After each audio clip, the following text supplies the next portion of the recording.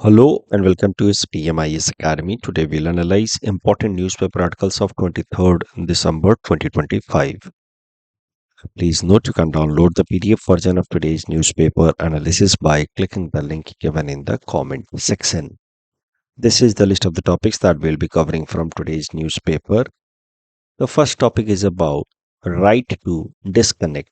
Important from our syllabus GS paper 2 Indian polity point of view. Also it will be useful for GS paper 4 ethics and integrity क्योंकि उसमें अलग से एक topic दिया हुआ है चैप्टर 7 में वर्क कल्चर। तो वहां पे ये जो कॉन्सेप्ट है राइट टू डिस्कनेक्ट उसका इस्तेमाल किया जा सकता है। Let us first of all understand what is right to disconnect. In simple words it is workers या employees right to disengage from work after working hours. तो एक बार जब ऑफिस आवर्स खत्म हो गया तो फिर जो एम्प्लॉयर्स हैं वो ये एक्सपेक्ट ना करें एम्प्लॉयज से कि वो उनके ईमेल्स का कॉल्स का जवाब देंगे, व्हाट्सएप पे जवाब देंगे। No, after official working hours the employees workers should not be expected to remain available on phone, emails और WhatsApp. That is right to disconnect.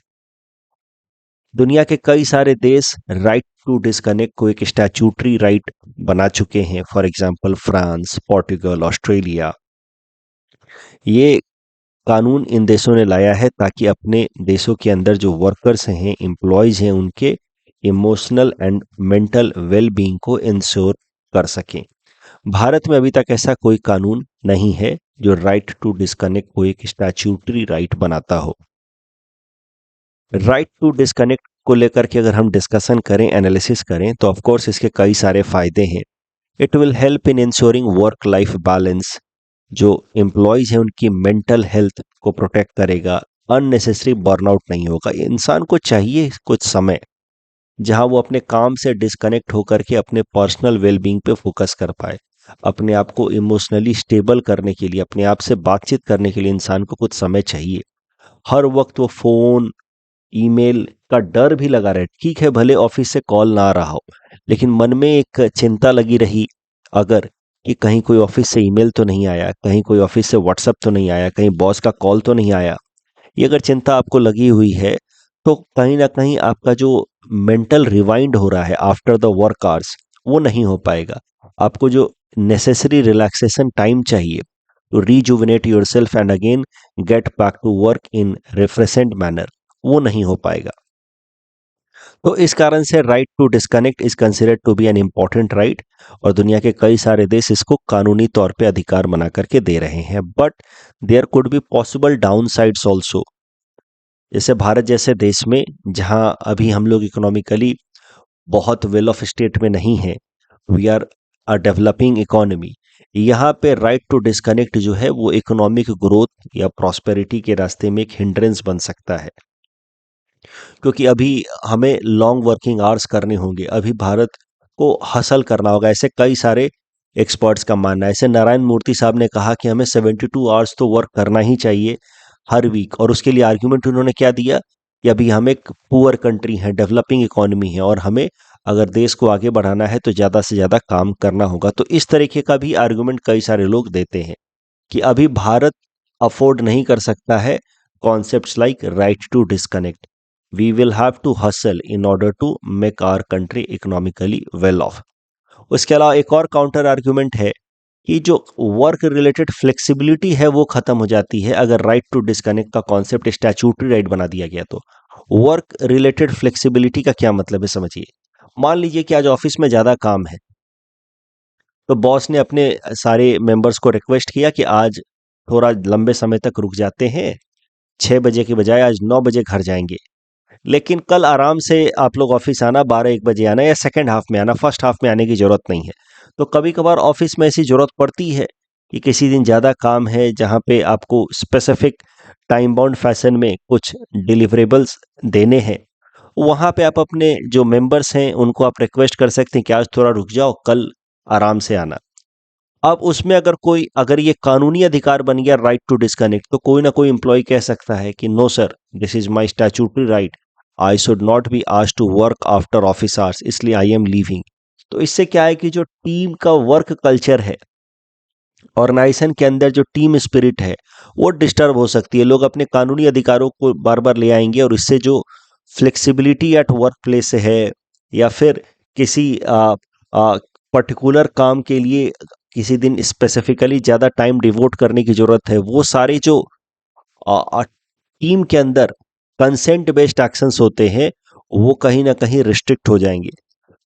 अगर इसमें कानूनी अधिकार बना दिया गया तो मैं ये नहीं कह रहा कि कानून बनने के बाद वर्किंग आवर्स के बाद काम कर ही नहीं सकते, ऐसा नहीं है। ऐसा कानून किसी भी देश में नहीं है कि कानून जब बन गया तो वर्किंग आवर्स के बाद काम कर ही नहीं सकते। काम कर सकते हैं कंसेंसस के थ्रू, लेकिन कोई ना कोई मेंबर ऑब्जेक्शन अगर रेज कर दिया तो उस केस में द बॉस या जो सीनियर मेंबर है, मैनेजर है, वो लीगली बाउंड होगा not to ask members to work after office hours. तो इससे जो वर्क रिलेटेड फ्लेक्सिबिलिटी है वो खत्म हो जाएगी, which is very very important sometimes in an organization in order to support the concept the support team spirit and stick to the time deliverables।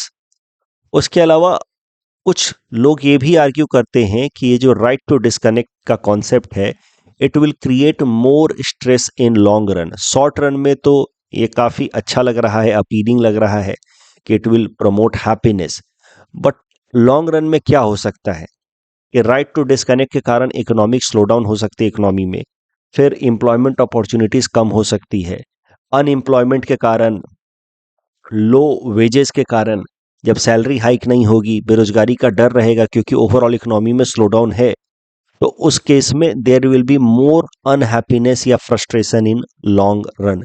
So that risk also looms with respect to the application of right to disconnect.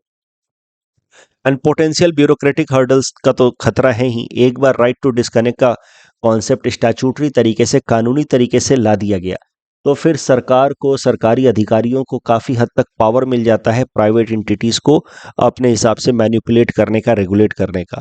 वो किसी time में office में जाएंगे, चले जाएंगे और बोलेंगे कि आपका ऑफिस अभी भी क्यों चल रहा है, why are you forcing your employees to work even after office hours, you are violating their statutory rights। इस तरीके की जो रेगुलेटरी प्रोविजंस हैं उनका इम्पैक्ट बढ़ जाएगा। So that is also a concern, increased potential bureaucratic hurdles with respect to statutory right to disconnect. कानूनी तरीके से अगर ये अधिकार बना दिया गया तो कई सारी समस्याएं आ सकती हैं। सो ये हो गई बात about what is right to disconnect, इसके फायदे क्या है, नुकसान क्या है। फायदे, और देखिए फायदे और नुकसान एकदम एक्सक्लूसिव तरीके से नहीं डिस्कस किए जा सकते। क्या होगा भविष्य में इस कॉन्सेप्ट को अप्लाई करके वो कोई नहीं बता सकता। कुछ लोगों का कहना है कि इससे एम्प्लॉयज जो हैं वो इमोशनली और चार्ज्ड अप रहेंगे, बेटर रहेंगे। इमोशनली चार्ज अप से मेरा मतलब है कि स्टेबल रहेंगे और वो बेहतर काम कर पाएंगे हर दिन, और इससे इकोनॉमी को फायदा होगा लॉन्ग रन में। कुछ इकोनॉमिस्ट का कहना है कि नो, लॉन्ग रन में नुकसान होगा। तो क्या एक्चुअली हो सकता है भविष्य में वो तो गारंटेड तौर पे कोई नहीं कह सकता, लेकिन ये सब अलग अलग पॉसिबिलिटीज हैं with respect to the application of right to disconnect. अब करंट न्यूज पे अब आते हैं। एक प्राइवेट मेंबर बिल रखा गया लोकसभा के अंदर in the recently concluded winter session of parliament. इस बिल का टाइटल था राइट टू डिस्कनेक्ट बिल 2025। इस बिल में प्रपोज किया गया कि हमारे देश के अंदर भी राइट टू डिस्कनेक्ट को एक स्टैट्यूटरी राइट बनाया जाए, साथ ही साथ एम्प्लॉयज वेलफेयर अथॉरिटी बनाई जाए जिसका काम होगा इंश्योर कराना right to disconnect for employees. इसमें एम्प्लॉयज के पास ऑप्शन होना चाहिए कि they can refuse to work after office hours, और उसके लिए उनको कोई डिसिप्लिनरी एक्शन नहीं फेस करना पड़े, उनको सरकार की तरफ से कानूनी प्रोटेक्शन मिले for not replying back, for not communicating after office hours. उसके अलावा there should be creation of digital detox centres. तो डिजिटल डिटॉक्स सेंटर्स क्या होते हैं? ऐसे आजकल रिट्रीट या स्पा सेंटर्स बन रहे हैं फॉरेन कंट्रीज में, खासकर ऐसा कॉन्सेप्ट आ रहा है जहां पे आप जाएं, आपको पहले ही अपना मोबाइल फ़ोन वगैरह लैपटॉप सबमिट कर देना होता है। अंदर आप कोई भी डिजिटल डिवाइस लेकर के नहीं जा सकते। आप पूरी तरीके से डिजिटल एंटिटी से डिस्कनेक्ट हो जाते हैं। डिजिटल एंटिटी से डिस्कनेक्ट होने का मतलब पूरी दुनिया से डिस्कनेक्ट हो गए। तो डिजिटल डिटॉक्स सेंटर्स के लिए कहा जाता है कि these centres are being developed in order to promote connection with our self, but to develop connection with our self we need to disconnect with rest of the world. और उसके लिए ये डिजिटल डिटॉक्स सेंटर्स बनाए जा रहे हैं जो foreign countries में बहुत ज़्यादा पॉपुलर हो रहे हैं। इस बिल में ये भी प्रपोज किया गया कि भारत के अंदर भी डिजिटल डिटॉक्स सेंटर बनाए जाने चाहिए, ताकि ये जो वर्क लाइफ का स्ट्रेस है, मेंटल हेल्थ इम्पैक्ट्स आ रहा है because of daily pressures, stress, जिसके लिए एक और फंकी वर्ड हमारे सामने आता है आजकल, इन्फो ओबेसिटी। हर मोमेंट बहुत सारा इंफॉर्मेशन हमारे ब्रेन के थ्रू प्रोसेस होता रहता है, क्योंकि हमारे हाथ में हर वक्त फ़ोन रहता है, लैपटॉप रहता है, और वहाँ से खूब सारा इंफॉर्मेशन हमारे ऊपर डिस्पोज किया जाता रहता है। So that is leading to a phenomena जिसको नाम दिया जा रहा है आजकल इन्फो ओबेसिटी। और इन्फो ओबेसिटी की समस्या से बचने के लिए, जिसके कारण मेंटल स्ट्रेस डेवलप होता है, एंग्जाइटी डेवलप होती है, उसके लिए जरूरी है कि हमारे देश में डिजिटल डिटॉक्स सेंटर बनाए जाए। ऐसा प्रपोज किया गया है इस बिल के अंदर। अब ये एक प्राइवेट मेंबर बिल है और प्राइवेट मेंबर बिल जनरली पास होता नहीं है, इसलिए इस बिल के भी पास होने की कोई खास संभावना है नहीं। प्राइवेट मेंबर बिल क्या होते हैं उसको भी एक बार देख लेते हैं। ये प्योरली पॉलिटी का कॉन्सेप्ट है। तो इंडियन पार्लियामेंट्री सिस्टम में कोई भी मेंबर ऑफ पार्लियामेंट, चाहे वो रूलिंग पार्टी का हो या अपोजिशन पार्टी का हो, उसको प्राइवेट मेंबर कहा जाएगा अगर that member of the parliament does not hold any ministerial portfolio. तो अगर आप मिनिस्टर नहीं हैं, आप भले रूलिंग पार्टी के भी मेंबर ऑफ पार्लियामेंट है, लेकिन अगर आप मिनिस्टर नहीं हैं तो आपको कहा जाएगा कि आप प्राइवेट मेंबर हैं ऑफ द पार्लियामेंट। और एज ए प्राइवेट मेंबर अगर आप कोई बिल लाते हैं, कानून बनवाने के लिए प्रपोज करते हैं, तो उस बिल को कहा जाएगा private member bill.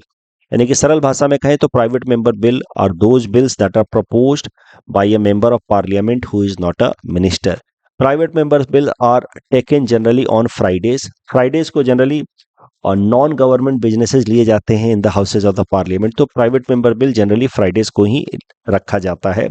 Private member bill pass generally होते नहीं है, क्योंकि उसको सरकार तो लाई नहीं है, तो फिर उसको पास करना थोड़ा कठिन हो जाता है, क्योंकि सरकार के पास मेजॉरिटी है on the floor of Lok Sabha, और सरकार अगर लेकर के वो बिल नहीं आई है तो फिर उसका पास होना थोड़ा कठिन हो जाता है। आज़ादी से लेकर के अब तक सिर्फ 14 प्राइवेट मेंबर बिल्स ही पास हुए हैं जिनको प्रेसिडेंशियल एसेंट मिला है और उसके बाद वो कानून बने हैं।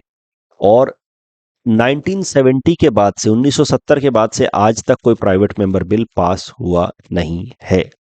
सो ये है सब फीचर्स या points with respect to private member bill. इस साल चूंकि राइट टू डिस्कनेक्ट एक प्राइवेट मेंबर बिल की तरह आया, Supriya Sule ji member of parliament लेकर के आई, इस कारण से प्राइवेट मेंबर बिल एक इंपॉर्टेंट टॉपिक है फॉर अपकमिंग प्रीलिम्स एग्जाम। इस टॉपिक के बेसिस पे ये प्रीलिम्स प्रैक्टिस क्वेश्चन है। Please attempt this question and submit the answer in the comment section. ऐसा सवाल आपसे पूछा जा सकता है मेंस में, right to disconnect is central to safeguarding work life balance in increasingly digital work environment, discuss. Critically examine मतलब आपको प्रोज एंड कॉन्स दोनों बताने होंगे।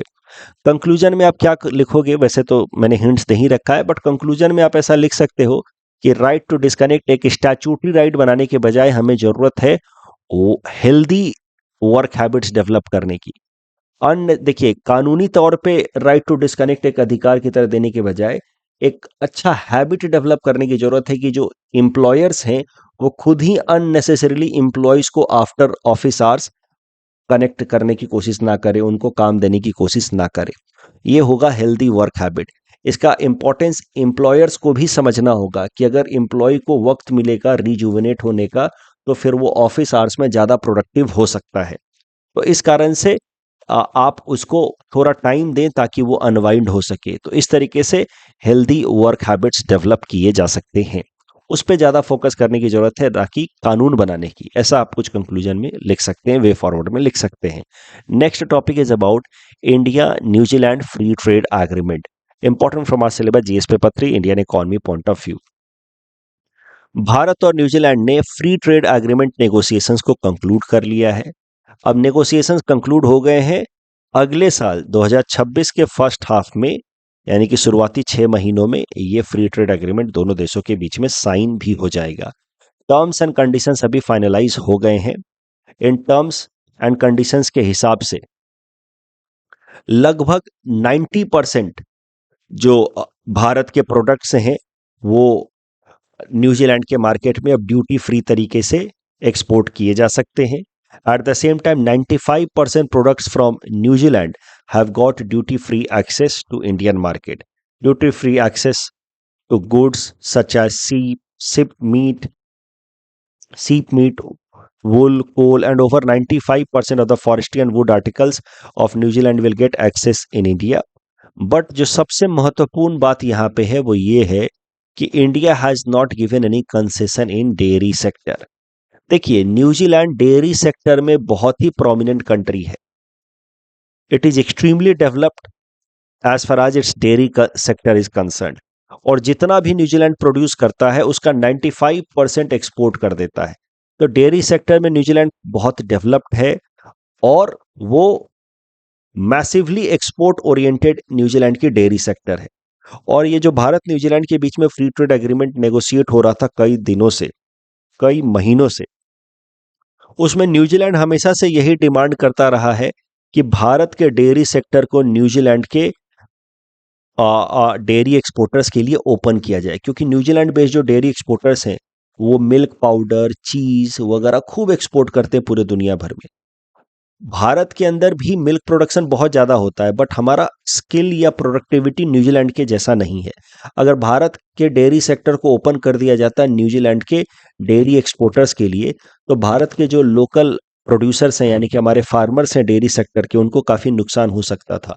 So the dairy sector was a sticking point in free trade agreement negotiation between India and New Zealand. ध्यान देने वाली बात यह है कि जो भारत और न्यूजीलैंड ने फ्री ट्रेड एग्रीमेंट फाइनलाइज किया है उसमें भारत ने कोई कंसेशन नहीं दिया है न्यूजीलैंड को with respect to dairy sector. Overall आपको याद रखना है कि 2025 में ये तीसरा free trade agreement negotiation Bharat ने फाइनलाइज किया है।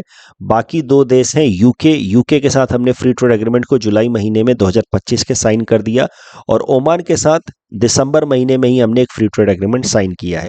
न्यूजीलैंड के साथ हमने फ्री ट्रेड एग्रीमेंट फाइनलाइज कर दिया है, but it will be signed next year in the first half of 2026 most probably. Topic के बेसिस पे प्रीलिम्स प्रैक्टिस क्वेश्चन है। Please attempt this question and submit the answer in the comment section. Next topic is about transit oriented development, important from our syllabus GS paper 3 Indian economy point of view, especially with respect to infrastructure. क्या होता है transit oriented development? It is an urban planning strategy. Urban areas में किस तरीके से हमें settlement को plan करना चाहिए ताकि हमारा लाइफ बेहतर हो, उसी डायरेक्शन में एक ये कॉन्सेप्ट है ट्रांजिट ओरिएंटेड डेवलपमेंट का। This transit oriented development and urban planning strategy, it aims at creating a compact, walkable and sustainable communities. Compact, walkable and sustainable community का ये मतलब है, एकदम सरल भाषा में पहले समझते हैं फिर पढ़ लेंगे, कि जो हमारे रेजिडेंशियल एरियाज हैं जहाँ पे हम रहते हैं, उसके अलावा हमारा जो ऑफिशियल प्लेसेस है जहाँ पे हम काम करते हैं, एंड रिक्रिएशनल स्पेसेस जैसे कि पार्क हो गया, उसके अलावा आसपास में मान लीजिए कि कोई लेजर सेंटर्स हो गए, स्पा सेंटर्स हो गए, ये सब एक आसपास में ही हो। अभी नॉर्मली हमने अर्बन प्लानिंग का क्या कॉन्सेप्ट फॉलो किया जाता है अलग अलग सिटीज के अंदर, कि एक पर्टिकुलर जगह पे होगा रेजिडेंशियल एरिया, उससे काफ़ी दूर होगा कॉमर्शियल प्लेसेस जहाँ पे आप शॉपिंग कर सकते हैं या जहाँ पे हमारे ऑफिसेज होते हैं, और कहीं और ही शहरों से बाहर होते हैं रिक्रिएशनल स्पेसेस।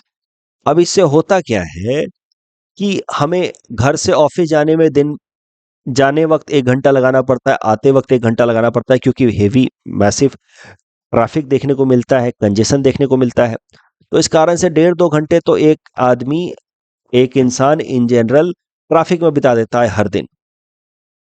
अगर सब लोगों का 1.5-2 घंटा बचा दिन का, तो सोचिए देश की प्रोडक्टिविटी कितनी बढ़ सकती है। तो इसी आइडिया से गाइडेड होकर के कि ट्रैफिक में लोगों को अननेसेसरी समय ना बर्बाद करना पड़े, वीकेंड पे अगर उनको अपने फैमिली के साथ रिक्रिएशनल प्लेसेस पे जाना है, पार्क में जाना है, तो उसके लिए भी उनको अननेसेसरी फिर 1.5-2 घंटे ड्राइव करके ना जाना पड़े। इस आइडिया से गाइडेड होकर के एक अर्बनाइज्ड प्लानिंग स्ट्रैटेजी डेवलप की गई है। एटलीस्ट ये थ्योरेटिकली अभी डेवलप की गई है, इसको प्रैक्टिकली इंप्लीमेंट करना थोड़ा कठिन है, but theoretically this urbanised planning strategy is known as transit oriented development, which aims at creating a very compact, walkable, sustainable communities। इसका मेन ऑब्जेक्टिव है कि हम लोग जो भी हमारा रेजिडेंशियल प्लेसेस है, कॉमर्शियल प्लेसेस है एंड रिक्रिएशनल स्पेसेस है, वो सबको एक साथ लेकर के आए, मिक्स्ड यूज डेवलपमेंट। इससे फायदा ये होगा कि there will be reduced reliance on private vehicles.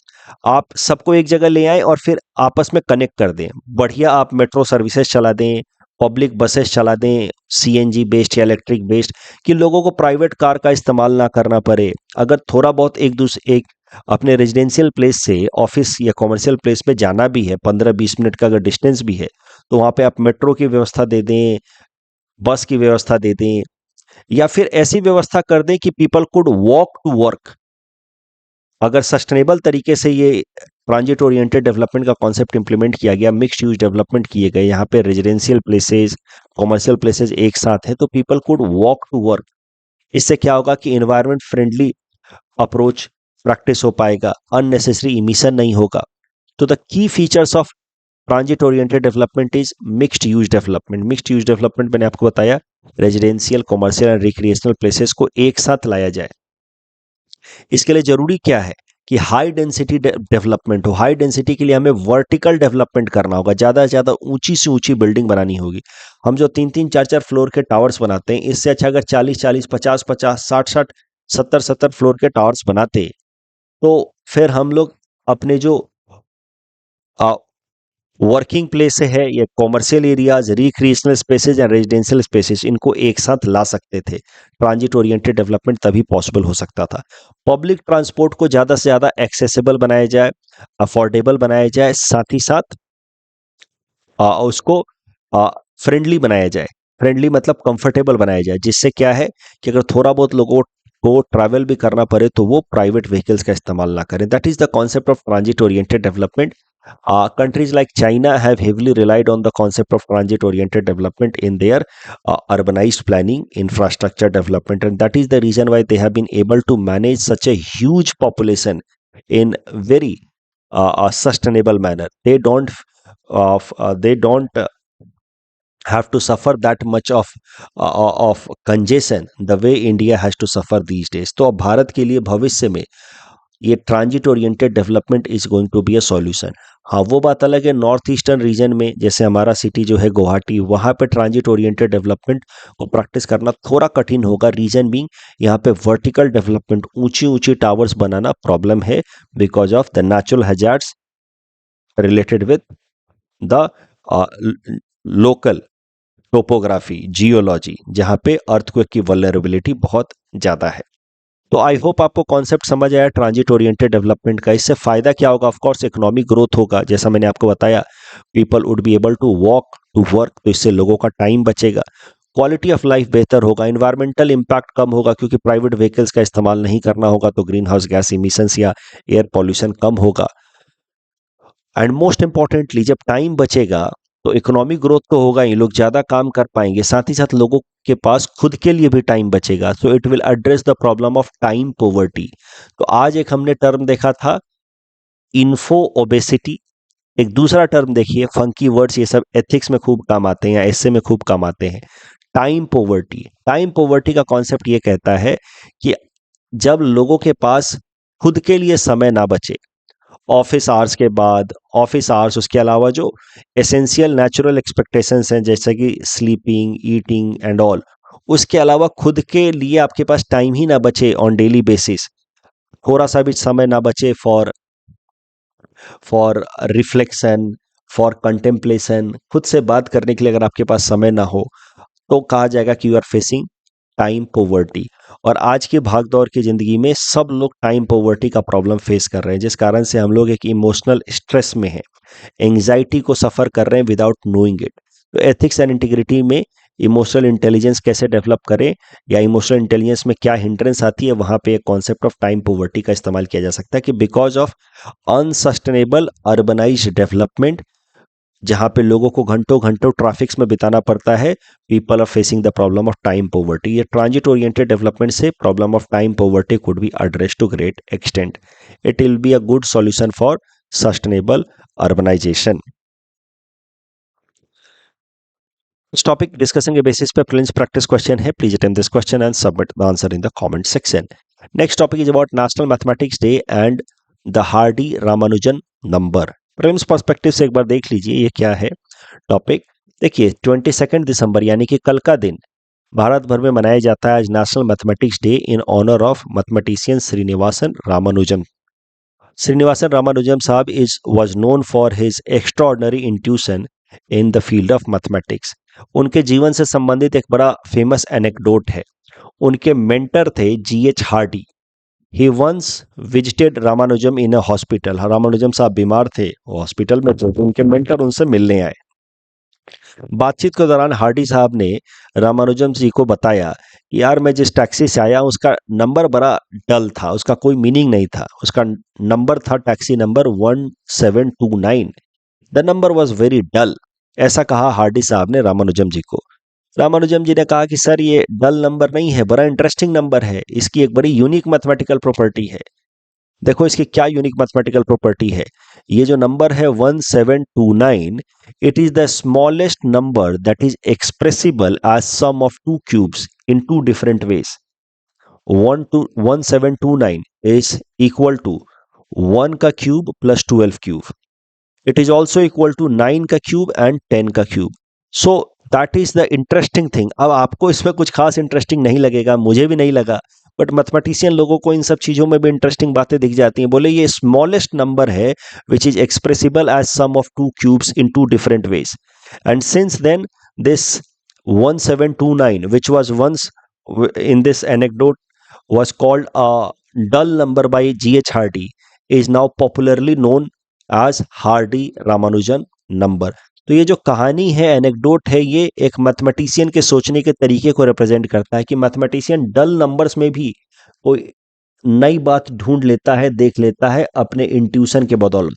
इससे पता चलता है कि एक जो ग्रेट मैथमेटिशियन होता है वो कितना इंट्यूटिवली डीपर सोच सकता है, और एक जनरल माइंड की तुलना में वो किसी भी नंबर को लेकर के उसके अंदर एक अलग अलग परसेप्शन, किसी वक्त अलग अलग तरीके की इंट्यूशन डेवलप हो जाती है।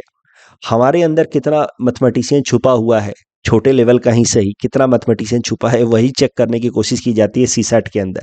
तो वहाँ पे हमें इस तरीके के वो सीरीज दिए जाते हैं, नंबर सीरीज कि 1 3 5 7, तो बताओ नेक्स्ट नंबर क्या होगा, बोले 9।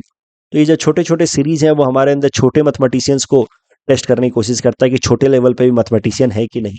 और इस तरह की बातें तो फिर ग्रेट मैथमेटिशियन ही कर सकता है कि 1729 का ये सिग्निफिकेंस है, 1982 का वो सिग्निफिकेंस है।